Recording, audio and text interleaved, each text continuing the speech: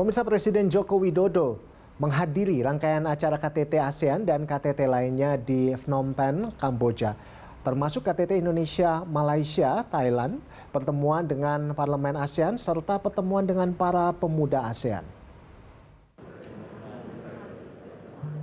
Konferensi tingkat tinggi Indonesia, Malaysia, Thailand Growth Triangle menjadi salah satu rangkaian KTT yang dihadiri Presiden Joko Widodo di Kamboja pada 10 hingga 13 November 2022.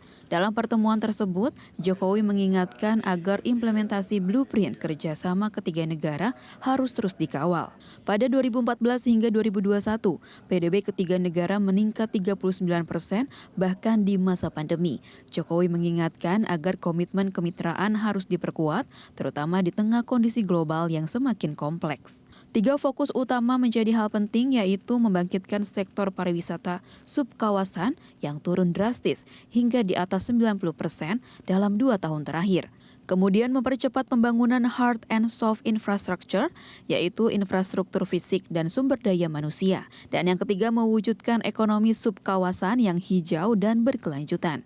ASEAN telah berkomitmen mewujudkan masa depan berkelanjutan dengan menggunakan energi terbarukan hingga 35% pada 2025. Dalam KTT tahun ini juga dilakukan penyerahan keketuaan Indonesia, Malaysia, Thailand Growth Triangle tahun 2023 kepada Indonesia.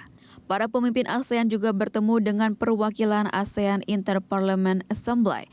Dalam pertemuan ini, Jokowi mengingatkan pentingnya pemerintah dan parlemen negara ASEAN bersinergi untuk memperkokoh kesatuan dan sentralitas ASEAN. Menurutnya, di tengah dinamika geopolitik kawasan, kredibilitas dan relevansi ASEAN diuji.